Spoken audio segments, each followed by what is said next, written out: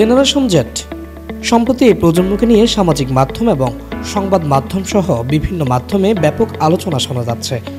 আন্তর্জাতিক সংবাদ মাধ্যমগুলো এই প্রজন্মকে নিয়ে বিভিন্ন ধরনের খবর প্রকাশ করছে।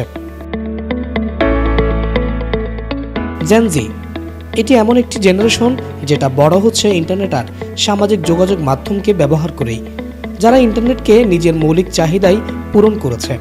মূলত 1997 থেকে 2012 সালের মধ্যে যারা জন্মগ্রহণ করেছে তারাই জেন জি।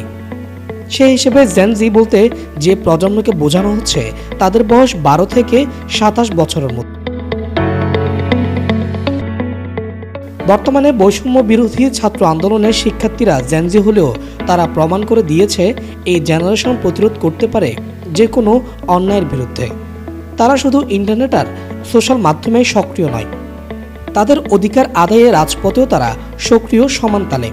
দেশের আন্দোলনে প্রথম সারিতে ছিলেন দেশের তরুণ প্রজন্ম।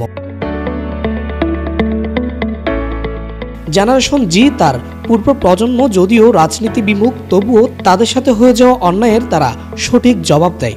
সম্প্রতি ছাত্র আন্দোলনই তার সবচেয়ে বড় উদাহরণ।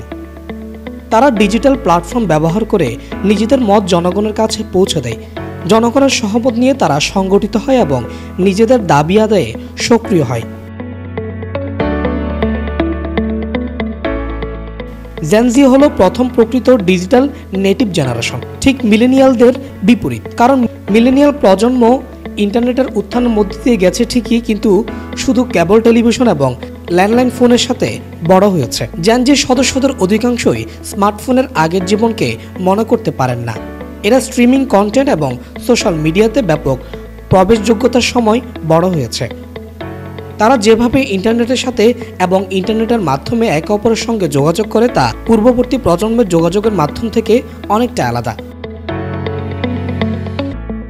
Desk report, media express.